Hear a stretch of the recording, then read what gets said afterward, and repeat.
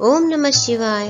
श्रावण मातम में 23वां अध्याय श्री कृष्ण जन्माष्टमी। भगवान शंकर सनत कुमार से बोले, श्रावण मास की कृष्ण पक्ष की अष्टमी के दिन वृष राशि के चंद्रमा में अर्धरात्रि के समय इस योग के आने पर देवकी के गर्भ से भगवान श्री कृष्ण का जन्म हुआ था। परंतु सिंह राशि के सूर्य आने पर इस महोत्सव को मनाना चाहिए। अष्टमी तिथि से पहले सप्तमी तिथि के दिन दांतुन करके अल्प भोजन करना चाहिए। रात को जितेंद्रिय होकर सो जाना चाहिए। प्रातः होने पर उपवास नियम करें। केवल उपवास द्वारा श्री कृष्ण जन्माष्टमी का पवित्र दिन व्यतीत करना चाहिए। केवल उपवास करने से ही मनुष्य को 7 जन्म के किए पापों से छुटकारा मिल जाता है। अष्टमी के दिन तिलों के साथ नदी में स्नान करना चाहिए। शोभन स्थान में देवकी के सूतिका घर को बनाकर उसे नाना प्रकार के रंगों के कपड़ों से, कलश तथा फलों से सजाना चाहिए। दीपमाला, पुष्प, चंदन, अगरबत्ती तथा धूप बत्ती जलाकर वहां गोकुल के कृष्ण चरित्र का वर्णन करें। वाद्य शब्द, नृत्य गान आदि से उस दिन को मनाएं। 16 उपचार द्वारा देवकी मंत्र से देवकी की पूजा करें। शतत वेणु वीणा निनाद सहित गायन आदि से किन्नरों द्वारा स्तुति की जाती है तथा श्रृंगार, दर्पण, दूर्वा, दधी, कलश धारण किए किन्नरों से सेवित अपने निवास स्थान पर खूब प्रसन्न मुख देव माता देवकी कृष्ण के सहित वासुदेव के साथ चारपाई पर लेटी हुई दिखानी चाहिए। सब पाप नाशार्थ आदि में प्रणव तथा अंत में नमः जोड़कर चतुर्थंत युक्त अलग अलग नाम कीर्तन पूजा करनी चाहिए। देवकी, वासुदेव, बलदेव, नंद, यशोदा की अलग अलग पूजा करनी चाहिए।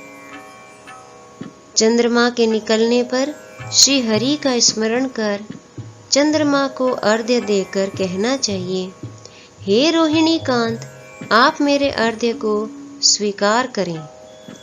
श्री कृष्ण जन्माष्टमी का व्रत 1 करोड़ एकादशी के व्रतों के तुल्य होता है।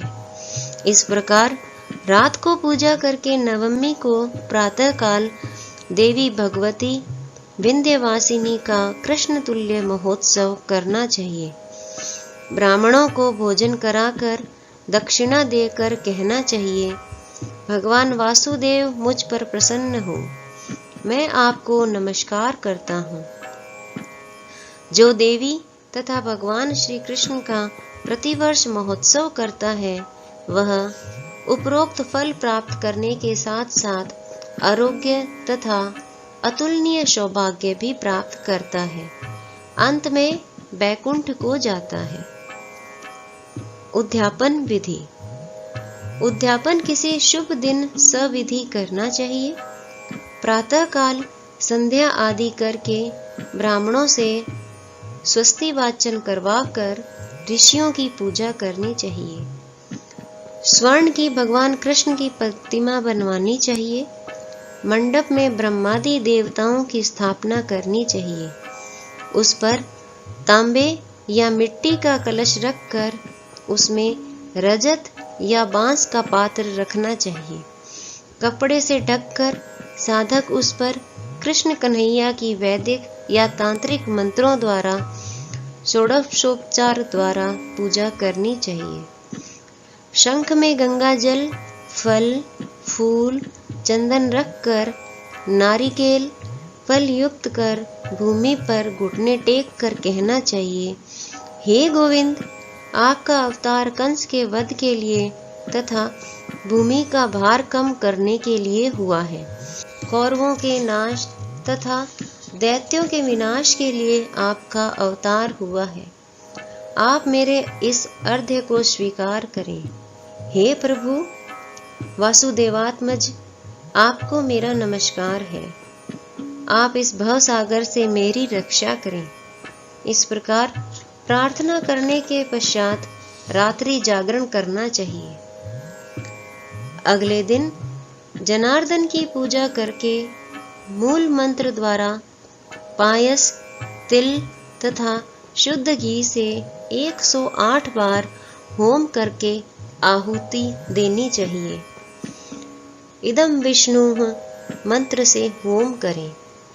व्रत की समाप्ति पर एक कपिला गाय का दान करना चाहिए। 8 ब्राह्मणों को भोजन कराकर दक्षिणा तथा जल से भरे 8 घड़े दान करने चाहिए। इस प्रकार उद्यापन करने से मनुष्य उसी समय पाप से रहित हो जाता है। इसी के साथ श्रावण महात्म्य का 23वां अध्याय पूर्ण हुआ। ओम नमः शिवाय।